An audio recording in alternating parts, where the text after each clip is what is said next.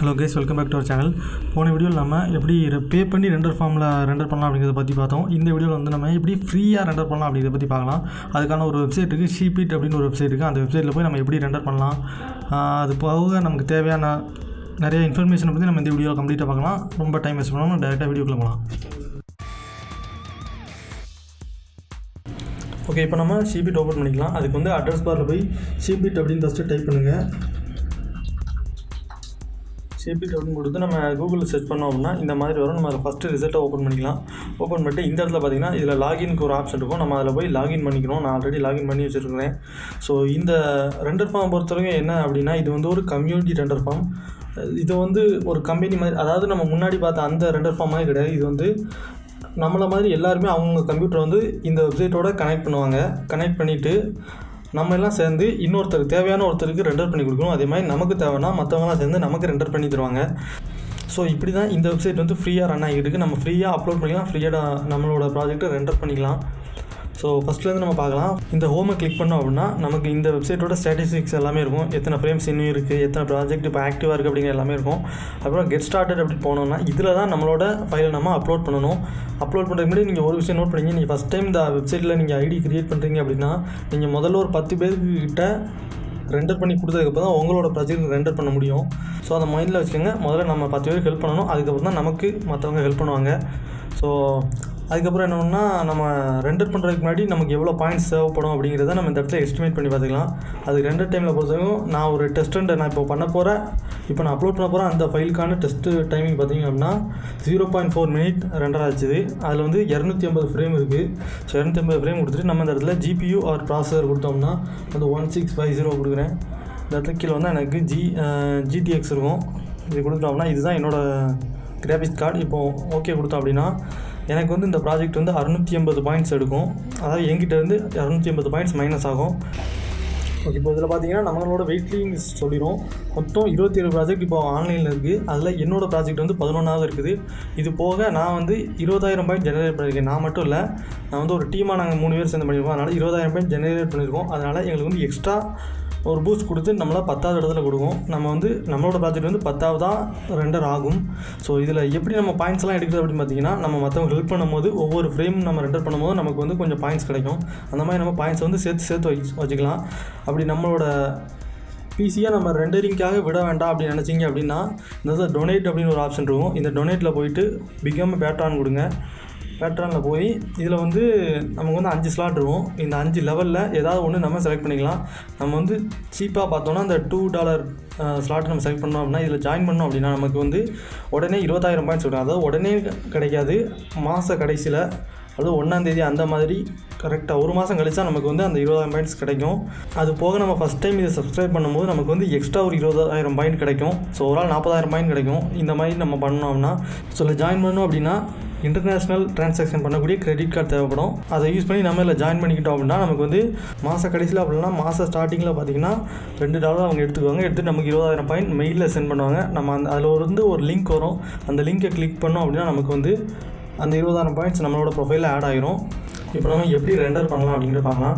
அதுக்கு என்ன பண்ணுவாங்க, கெட் ஸ்டார்டரில் போயிட்டு இந்த இடத்துல நம்மளோட பிளெண்டர் ஃபைலை சூஸ் பண்ணணும். அதுக்கு முன்னாடி நான் பிளெண்டர் ஓப்பன் பண்ணிக்கிறேன். இப்போ பார்த்தீங்கன்னா என்னோட பிளெண்டர் ஃபைல் ஓப்பன் ஆகிடுச்சு. நான் ஆல்ரெடி தேவையான மாதிரி அனிமேஷன் வச்சுட்டேன். இது வந்து ஒரு 360 டிகிரி ரொட்டேஷன் தான். ஸோ இந்த மாதிரி அனிமேஷன் வச்சுருக்கேன். ஓகே, நம்ம அப்லோட் பண்ணுறதுக்கு முன்னாடி ஒரே ஒரு விஷயம் பண்ணணும். என்னென்னா இதில் இருக்கக்கூடிய டெக்ஸ்டர் எல்லாத்தையுமே பேக் பண்ணணும். அதுக்கு என்ன பண்ணணும் பார்த்தீங்கன்னா, ஃபைலில் போய் எக்ஸ்டர்னல் டேட்டாவில் போய் பேக் ஆல் இன்டூ பிளெண்ட் அப்படின்னு கொடுத்துட்டோம் அப்படின்னா இருக்கக்கூடிய எல்லா டெக்ஸ்டருமே இந்த பிளெண்ட் ஃபைலில் பேக் ஆகிரும். அதுக்கப்புறம் நமக்கு பார்த்திங்கன்னா நமக்கு வெளியிலேருந்து இப்போ நம்ம நார்மலாக இதுக்கு முன்னாடி என்ன பண்ணிப்போம் அப்படின்னா, நமக்கு இமேஜ் வந்து வேறு இடத்துலேருந்து ரெஃபரன்ஸ் இருக்கும். இந்த இடத்துல ஃபோல்டர் மாதிரி ஒரு ஐக்கான் இருக்கும். நம்ம பிசியில் இருக்கக்கூடிய இமேஜை ஒரு ரெஃபரன்ஸ் மாதிரி எடுத்து தான் யூஸ் பண்ணுவோம். இப்போ பேக் பண்ணுறதுனால அந்த ஃபைல் வந்து இப்போ பிளெண்டர் ஃபைல்லேயே வந்துடுச்சு. இதுக்கு முன்னாடி நம்ம பிளெண்ட் ஃபைல் சைஸ் வந்து கம்மியாக இருக்கும். இப்படி பேக் பண்ணதுக்கப்புறம் சைஸ் வந்து கொஞ்சம் அதிகமாக இருக்கும். அது காரணம் இமேஜ் எல்லாமே உள்ளே பேக் ஆகிடுச்சு. ஓகே, இந்த மாதிரி பேக் பண்ணால் போதும். இப்போ என்ன பண்ணலாம்னா நம்மளோட ரெசல்யூஷன் ஃபர்ஸ்ட் செக் பண்ணி நான் வந்து 720 தான் வைக்கிறேன். ஸோ ஏன்னா இது ஒரு டெஸ்ட் அப்படிங்கிறனால 720 வச்சா போதும் எனக்கு. ஸோ இப்போ கண்ட்ரோல் ப்ரெஸ் பண்ணி நம்ம சேவ் பண்ணிக்கலாம். சேவ் பண்ணிவிட்டு இந்த ஃபைல் நம்ம லொக்கேட் பண்ணணும். இந்த இடத்துல சூஸ் ஃபைலில் போய் நம்மளோட ஃபைல் எங்கே இருக்குது அப்படின்னு பார்க்கணும். ஸோ இதில் இதுதான் என்னோடய ஃபைல். நான் அந்த ஃபைலை வந்து ஓப்பன் பண்ணிக்கிறேன். இப்போ பார்த்திங்கன்னா மேட்ச் பாக்ஸ் பிளெண்ட் அப்படிங்கிறது லோட் ஆகிடுச்சு. இன்னும் நம்ம சென்ட் கொடுத்தா மட்டும் தான் அப்லோட் ஆகும். இப்போ வந்து நேம் மட்டும் தான் காட்டும். ஸோ நம்ம இப்போ வந்து சென்ட் ஃபைல் அப்படின்னு கொடுத்துட்டோம் அப்படின்னா நம்மளோட ஃபைல் வந்து இப்போ அப்லோட் ஆகும். அது ஏதாவது ப்ராப்ளம் இருந்துச்சு அப்படின்னா இது அப்லோட் ஆகி முடிச்சதுக்கப்புறம் எரர் சொல்லும். அந்த மாதிரி ஏதாவது நம்ம பிஎஸ்டி இமேஜ் ஏதாவது யூஸ் பண்ணியிருந்தாலோ இல்லை நம்ம டெக்ஸ்சர் ஏதாவது டெக்ஸ்சர் ஏதாவது அப்லோட் ஆகாமல் இருந்தாலோ இந்த இடத்துல எரர் சொல்லும். இப்போ பார்த்தீங்கன்னா நமக்கு வந்து எந்த ப்ராப்ளமும் இல்லை. நம்ம இப்போ ரெண்டர் போடலாம். அதுக்கு மாதிரி நம்மளோட வெர்ஷன் இதில் சூஸ் பண்ணிக்கலாம். 2.93 சூஸ் பண்ணிக்கிறேன். ஓகே, இந்த இடத்துல இருக்க செட்டிங்ஸ்லாம் அப்படியே விட்டுக்கலாம். இது போக நம்ம டிஃபால்ட்டாக வந்து சிபியூவில் மட்டும் ரெண்டர் ஆகுது. நம்ம வந்து NVIDIA GPU அப்புறம் AMD GPU ரெண்டையுமே நம்ம எனேபிள் பண்ணிக்கலாம். அது போக ஜென்ரேட் MP4 கொடுத்துட்டோம் அப்படின்னா நம்ம ஒரு ரெண்டரிங் வந்து ஒரு MP4 ஃபார்மேட்டில் ஒரு வீடியோவாக வந்துடும். நம்ம ப்ரிவியூ வந்து பார்த்துக்கலாம் அப்பப்போ. அதுக்கப்புறம் சிங்கிள் ஃப்ரேமாக அனிமேஷனாக இருக்கும். நம்ம அனிமேஷன் கொடுத்துட்டு இங்கே வந்து நம்ம ஸ்டார்ட் ஃப்ரேம் எண்ட் ஃப்ரேம் கொடுத்துக்கலாம். கொடுத்துட்டு அட்வான்ஸ் ஆப்ஷன் எதுவும் இருக்குதா? ஓகே, அட்வான்ஸ் ஆப்ஷன் தேவையில்லை. இப்போ நம்ம ஆட் திஸ் டூ பிளேன் கொடுத்துட்டோம் அப்படின்னா இப்போ வந்து நம்மளோட ப்ராஜெக்ட் வந்து க்ரியேட் ஆகிடும். நம்ம க்ரியேட் பண்ண உடனே நம்மளுக்கு ஒருத்தங்க ரெண்டர் பண்ணுறாங்க. இது வந்து நார்மலாக நடக்காது. ஒரு சில நேரத்தில் அந்த மாதிரிலாம் நடக்கும். இதெல்லாம் லக்கு. ஸோ இப்போ பார்த்தீங்கன்னா ப்ராஜெக்ட்ஸில் போய் பார்த்தோம் அப்படின்னா இப்போ ரெண்டர் ஆகிற எல்லா ப்ராஜெக்ட்டுமே காட்டும். என்னோடய ப்ராஜெக்ட் நான் ஆல்ரெடி நிறையா பாயிண்ட்ஸ் வச்சுருக்கேன் அப்படிங்கிறதுனால நான் க்ரியேட் பண்ணோடனே எனக்கு 14 பேர் ரெண்டர் பண்ணுறாங்க. ஆனால் நார்மலாக அப்படி நடக்காது. ஏன்னா இப்படி நம்ம அப்லோட் பண்ணோன்னே இந்த மாதிரி வெயிட்டிங் லிஸ்ட்டில் தான் போய் விடுவோம் எப்போவுமே. இன்றைக்கி வந்து கம்மியான பேர் தான் ஆன்லைனில் இருக்காங்க அப்படிங்கிறதுனாலையும் என்னமோ தெரில எனக்கு ஃபஸ்ட்டு ரெண்டர் ஆகுது. இப்போ பார்த்தீங்கன்னா ஒரே டைமில் இவ்வளோ பேர் என்னோடய ஃபைலில் ரெண்டர் பண்ணுறாங்க.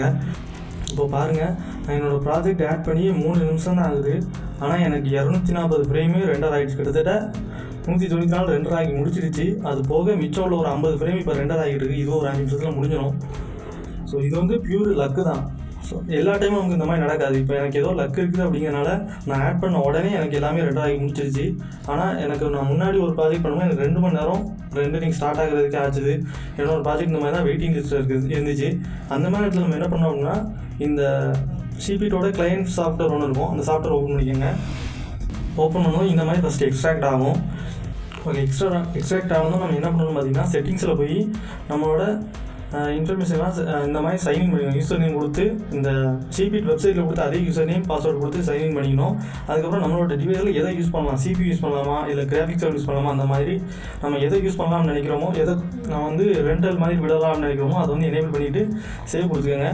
அதுக்கப்புறம் நம்ம பார்த்தீங்கன்னா இந்த மாதிரி நம்மளோட பிசியோட ஸ்பீடை டெஸ்ட் பண்ணுறதுக்காக 2 ஃபைல் டவுன்லோட் பண்ணோம். அதில் ஃபஸ்ட்டு அந்த இது வந்து ஷீபிட் அப்படிங்கிற ஒரு ஃபைல் ரெண்டர் ஆகும். அதுக்கப்புறம் ஸ்பீட் டெஸ்ட் பண்ணுறதுக்காக இன்னொரு ஃபைல் ரெண்டர் ஆகும். அதுக்கப்புறம் தான் நமக்கு ப்ராஜெக்ட் டவுன்லோட் ஆக ஸ்டார்ட் ஆகும். இப்போ பார்த்தீங்கன்னா இதுதான் அந்த டெஸ்ட் ஃப்ரேம். ஃபஸ்ட்டு ஃப்ரேம் இதுதான் டெஸ்ட். இதுக்கப்புறம் இன்னொரு ஃப்ரேம் டெஸ்ட்டுக்கு ரெண்டர் பண்ணோம். பார்த்திங்கன்னா இந்த இதில் இருக்குது. கம்ப்யூட்டரோட ஸ்ட்ரென்த்தை செக் பண்ணுறதுக்காக இன்னொரு சீன் ரெண்டர் ஆகும். இப்போ இதில் ஒரு ப்ராப்ளம் என்ன அப்படின்னா நம்ம நார்மலாக ஒருத்தர் ரெண்டர் பண்ண போகிறோம் அப்படின்னா அவங்க என்ன சாஃப்ட்வேர் வெர்ஷன் யூஸ் பண்ணுறாங்க அந்த வெர்ஷன் வந்து நம்ம ஃபஸ்ட் டவுன்லோட் ஆகும். 2.93 யூஸ் பண்ணுறாங்க அப்படின்னா 2.93 நமக்கு ஃபஸ்ட்டு டவுன்லோட் ஆகும். அதுக்கடுத்து நம்ம ஒரு ப்ராஜெக்ட் பண்ணும்போது அவங்க 2.92 தான் யூஸ் பண்ணுறாங்க அப்படின்னா அந்த வெர்ஷன் நமக்கு டவுன்லோட் ஆகும். அதுக்கடுத்து ஒருத்தர் 2.7 யூஸ் பண்ணுறாரு அப்படின்னா அந்த 2.7 வெர்ஷன் நம்ம டவுன்லோட் ஆகும். இந்த மாதிரி நமக்கு எத்தனை வெர்ஷன் யூஸ் பண்ணாலும் எல்லாமே நமக்கு டவுன்லோட் ஆகும். அதனால் இந்த மாதிரி நீங்கள் ஷீபிட்டில் யூஸ் பண்ணும்போது நெட் பேக் வந்து தேவையான அளவு இருக்குது அப்படின்னு பார்த்துக்கோங்க. ஏன்னா ஃபைல் டவுன்லோட் ஆகி நிறைய அப்லோட் ஆகுது, இந்த மாதிரிலாம் நிறையா நடக்கும்.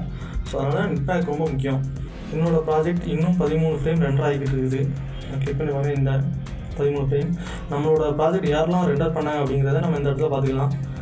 ஸோ இதோட ஒரே ப்ராப்ளம் என்ன அப்படின்னு பார்த்தோம் அப்படின்னா நம்ம வந்து இந்த மாதிரி ரெண்டர் பண்ணும்போது நம்மளோட 3D மாடல் வந்து இவங்களோட சிஸ்டத்தில் டவுன்லோட் ஆகி அங்கே தான் ரெண்டர் ஆகும். ஸோ ஏதாவது கான்ஃபிடென்ஷியலான ஃபைல் இருக்குது அப்படின்னா அதை வந்து ஷீபிட்டில் ரெண்டர் பண்ணாதீங்க. இவங்க வந்து ஆக்சுவலாக இந்த மாதிரி மற்றவங்களுக்கு கொடுக்கும்போது என்ன பண்ணுவாங்க அப்படின்னா பாஸ்வேர்ட் ப்ரொடெக்டட் ஜிப் ஃபைலாக தான் போகும். பட் அதை ஈஸியாக க்ராக் பண்ணிடுவாங்க நிறைய பேர்.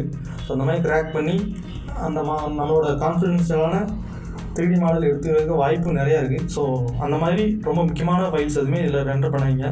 சும்மா டம்மியாக தேவையில்லாம் ஒரு பர்சனல் ப்ராஜெக்ட்ஸ் வந்து இதில் ரெண்டர் பண்ணலாம். ஸோ இந்த ப்ராஜெக்ட் பொறுத்த எனக்கு இப்போ வரைக்கும் 2200 பாயிண்ட்ஸ் காலியாக இருக்குது.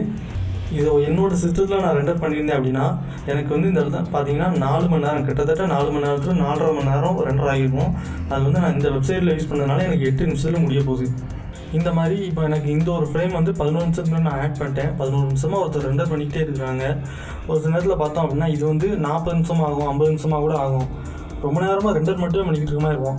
எப்படி இவ்வளோ ஸ்லோவாக யார் ரெண்டர் பண்ணணும் அப்படின்னு நினச்சிங்க அப்படின்னா அந்த மாதிரி எதுவும் கிடையாது. ஆக்சுவல் ப்ராப்ளம் என்ன அப்படின்னா யாராவது ஒருத்தர் ரெண்டர் பண்ணிக்கிட்டு இருப்பாங்க. ரெண்டர் பண்ணிக்கிட்டு இருக்கும்போது நெட்டு கட் ஆகிடுச்சு அப்படின்னா அந்த ஃபைல் வந்து அப்லோட் ஆகாது. ரெண்டர் பண்ணி முடிச்சிட்டாலுமே அந்த ஃபைல் வந்து அப்லோட் ஆகாது. அதனால் அவங்களுக்கு திரும்ப நெட்டு வந்து அவங்க அப்லோட் பண்ணுற வரைக்கும் இது வந்து இப்படியே தான் இருக்கும். ஸோ 1 மணி நேரம் கூட ஆகும். எனக்கு அந்த மாதிரிலாம் ஆகியிருக்கு, நிறைய தடவை அந்த மாதிரி ஆகிருக்கு. நம்ம மோஸ்ட் ஆஃப் கிட்டத்தட்ட ஒரு 90% ஃப்ரேம்ஸ் வந்து பார்த்திங்கன்னா உடனே ரெண்டர் ஆயிரும். அதுக்கப்புறம் ஒரு 1-2 ஃப்ரேம் வந்து இந்த மாதிரி ஸ்ட்ரக் ஆகி அப்படியே ரொம்ப நேரமாக நிற்கும். அப்போ என்ன பண்ணலாம்னா பாஸ் பண்ணிவிட்டு நம்ம எல்லாத்தையும் டெவலப் பண்ணி மிஸ் ஆன ஃப்ரேம் மட்டும் நம்ம ரெண்டர் பண்ணிக்கலாம். இப்படி இல்லை அப்படின்னா வெயிட் பண்ணணும்.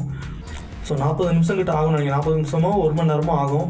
அது அப்படி இருந்தும் நம்மளுக்கு அந்த ஃப்ரேம் ரெண்டர் ஆகலை அப்படின்னா அந்த ஃப்ரேம் வந்து கேன்சல் ஆகிட்டு மறுபடியும் வேறு யாராவது ஒருத்தர் நமக்கு அது ரெண்டர் பண்ணி தருவாங்க. ஸோ இதெல்லாமே ஆட்டோமேட்டிக் தான், யாரும் மேனுவலாக பண்ணுறது கிடையாது. ஸோ இந்த ஒரு ப்ராப்ளம் வரும். இப்போ பார்த்தீங்க அப்படின்னா நம்மளோட ஃப்ரேம்ஸ் எல்லாமே ரெண்டர் ஆகிடுச்சு. நான் ப்ராஜெக்ட் சொல்ல போகிறேன்.